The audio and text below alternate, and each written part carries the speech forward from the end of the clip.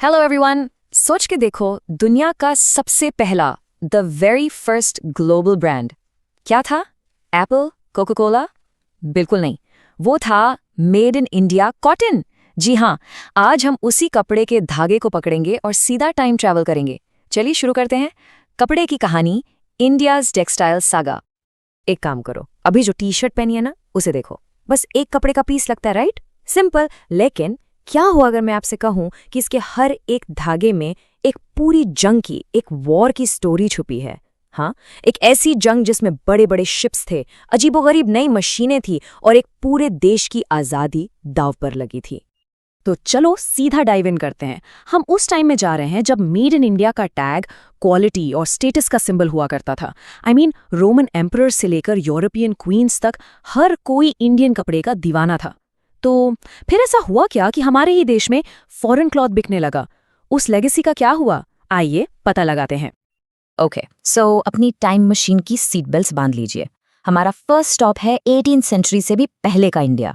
ये वो टाइम था जब इंडिया सिर्फ कपड़ा नहीं बनाता था, बल्कि कपड़े की दुनिया का अनडिस्प्यूटेड किंग था।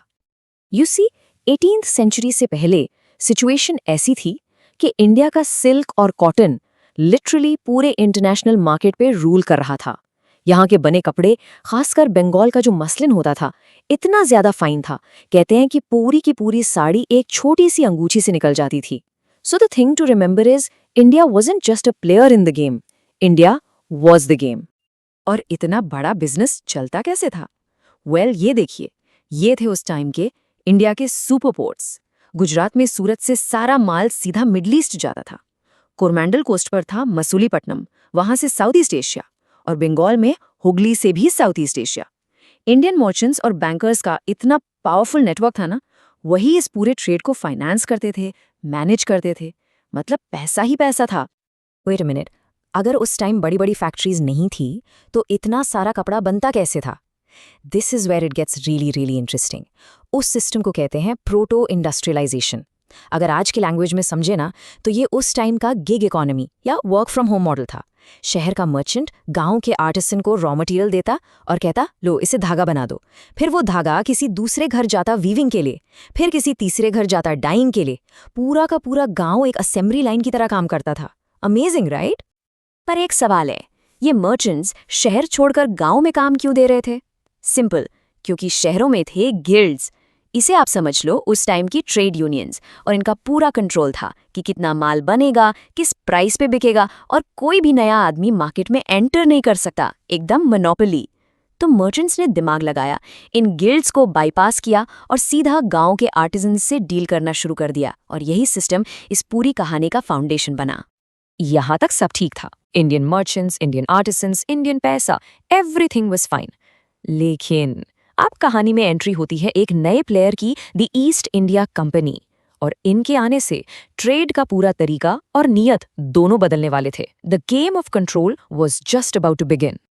जैसे ही यूरोपियन कंपनीज ने पावर पकड़नी शुरू की ना, सबसे पहला अटैक हुआ इंडियन ट्रेड नेटवर्क पर। देखिए कि कैसे ट्रेड का सेंटर ही शिफ्ट हो गया।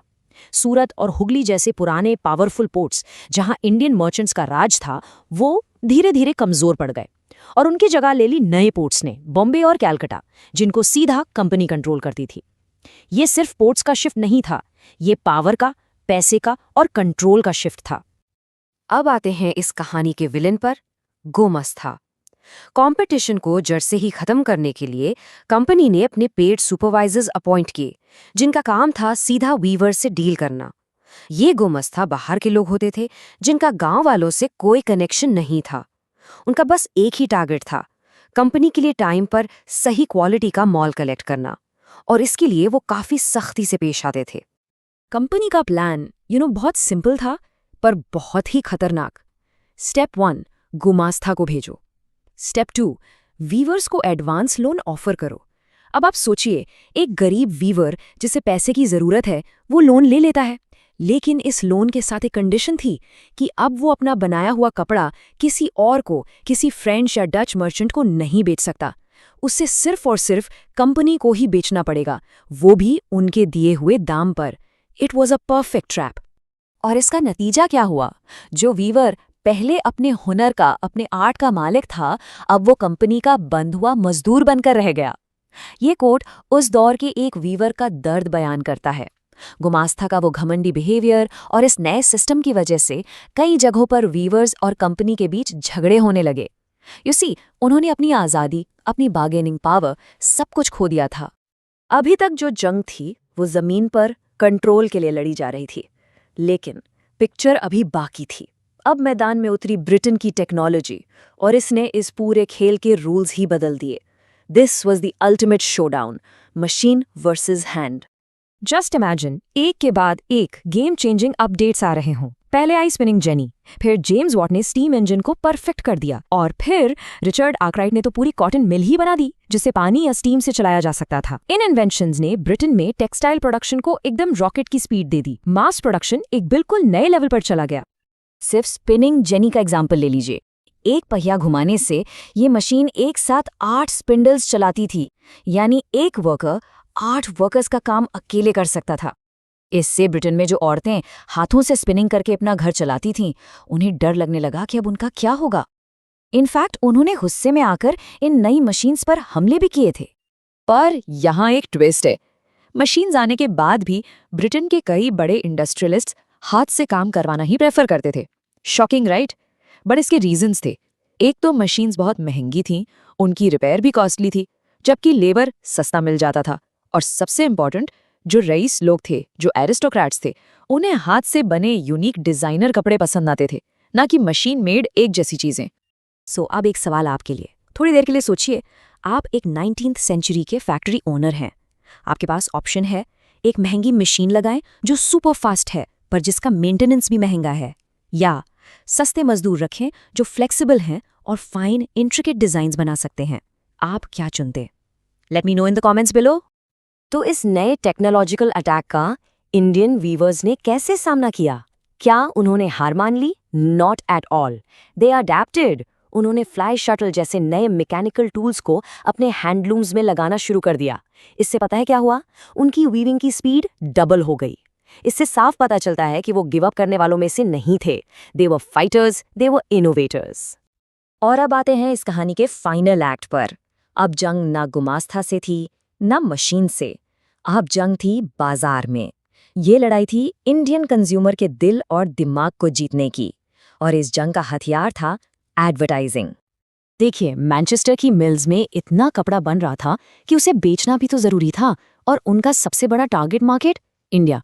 तो शुरू हुई मार्केटिंग की एक जोरदार जंग। दोनों साइड्स ने कंज्यूमर को अट्रैक्ट करने के लिए अपनी पूरी ताकत झोंक दी। Let's break down how they did it. The British were masters of marketing. उन्होंने कपड़े के बंडल्स पर साफ साफ मेड इन मैनचेस्टर का लेबल लगाया, ये दिखाने के लिए कि ये सुपीरियर क्वालिटी का है। फिर उन्होंने और दिमाग लगाया। उन्होंने लेबल्स पर इंडियन देवी देवताओं जैसे कृष्णा और सरस्वती की फोटोज प्रिंट करनी शुरू कर दी, ताकि इंडियन लोगों को प्रोडक्ट अपना सा लगे, फेमिलियर लगे। इतना ही नहीं, उन्होंने कैलेंडर्स छपवाए ताकि उनका ब्रांड पूरे साल लोगों के घरों और दुकानों में लगा रहे। It was brilliant psychological marketing. इसके जवाब में इंडियन मैन्युफैक्चरर्स ने नेशनलिज्म को अपना सबसे बड़ा हथियार बनाया। जब स्वदेशी मूवमेंट ने जोर पकड़ा तो उनके एडवर्टाइजमेंट्स में प्रोडक्ट से ज्यादा देशभक्ति का मैसेज होता था। The message was clear and loud. अगर अपने देश से प्यार है तो विदेशी नहीं, देसी सामान खरीदो। एडवर्टाइजमेंट्स अब सिर्फ कपड़ा नहीं बेच रहे थे, वो एक आइडिया बेच रहे थे, द आइडिया ऑफ इंडिया। और ये सब जानना आज क्यों इंपॉर्टेंट है? क्योंकि जो वोकल फॉर लोकल या मेक इन इंडिया की बात हम आज करते हैं ना, उसकी नींव, उसकी फाउंडेशन उसी दौर में रखी गई थी। ये बाजार की जंग सिर्फ कपड़ा बेचने की नहीं थी, ये अपनी आइडेंटिटी, अपनी सेल्फ रिलायंस, अपने स्वाभिमान की जंग थी। और उस जंग की गूंज हमें आज भी सुनाई देती है। तो अगली बार जब आप अपनी वार्डरोब से कोई टी शर्ट या शर्ट निकालेंगे ना, तो बस 1 सेकंड के लिए रुकिएगा।